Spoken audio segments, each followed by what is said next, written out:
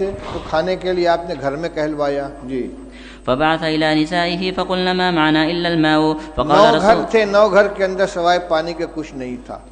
جی. فقال رسول الله صلى الله عليه وسلم من يضم أو يضيف هذا. ایک بات درمیان میں عرض کر دوں،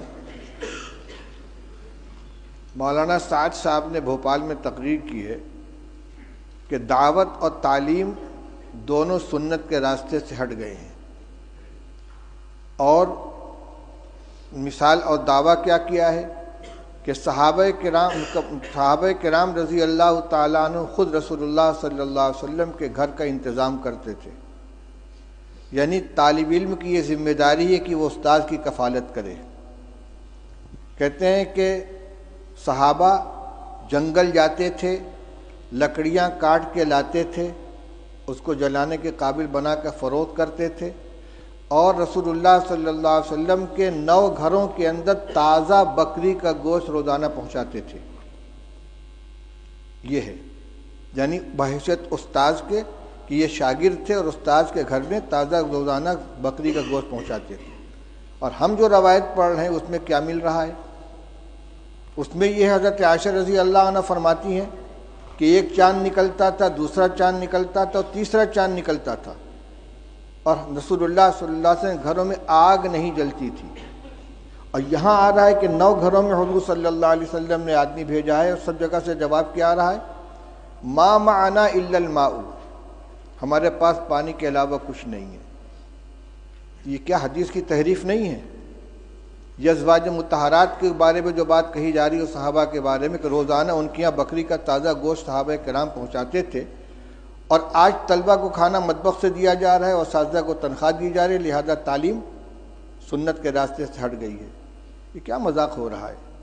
یہ جتنے مدارس چل رہے ہیں، جتنے اکابر نے مدارس قائم کیے ہیں، تعلیم گاہوں کا انتظام کیا ہے، اصحاب صفہ نہیں تھے جن کے لیے صحابہ کرام رضی اللہ تعالیٰ عنہ ملا کے انگور کے خوشے لٹکا دیا کرتے تھے، اور انگور اور کھجور کے خوشے لٹکا دیا کرتے تھے، اور ان کو اسی سے کھانا دیا جاتا تھا. وہ روایت نہیں آئی کہ رسول اللہ صلی اللہ علیہ وسلم مہمانوں کو حوالے کرتے تھے کہ بھئی اتنے کو کون کھلائے گا، جس کے گھر میں 2 آدمی کا کھانا اور تیسرے کو کھلائے، جس کے یہاں 4 وہ 5ویں کو کھلائے. صدیق اکبر اتنے آدمی کو لے کر گئے، فلاں اتنے آدمی کو لے کر گئے.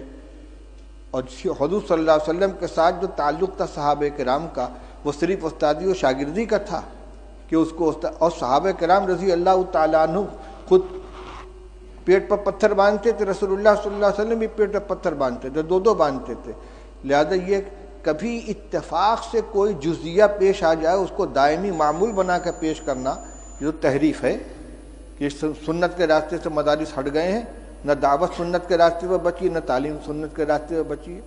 کس قدر خطرناک چیز کا مطلب یہ کہ عوام کو یہ سمجھا دو کہ مدرسے جو ہے سنت کے خلاف چلے جا رہے ہیں، لہذا عوام کا رشتہ مدارس سے بھی کٹ جائے اور علماء سے بھی کٹ جائے. یہ انتہائی خطرناک رجحان ہے، جو اس کا مطلب یہ کہ سب کو باطل تنظیموں کے حوالے کر دیا جائے. ان کو نہ مدرسوں سے تعلق رہے گا عوام کا، نہ علماء سے تعلق رہے گا، پھر بھیڑیا آئے گا اچک کے لے جائے گا ان کو. اس پہ مجھے یہ یاد آیا کہ صحابہ حضور صلی اللہ علیہ وسلم نے ایک مہمان کے لیے گھروں کے اندر کہلوایا ہے، تو سب جگہ سے یہی شکایت آ رہی ہے. حضرت انس رضی اللہ تعالیٰ عنہ کی روایت پڑھ چکے ہو کہ بدبودار جس میں مہک پیدا ہو گئی تھی، ایسی چربی لے کر حضور کی خدمت میں پہنچے ہدیہ کے طور پر، اور کہتے ہیں کہ رسول اللہ صلی اللہ علیہ وسلم کی 9 ازواج مطہرات تھیں اور کسی گھر میں کھانے کو نہیں رہتا تھا.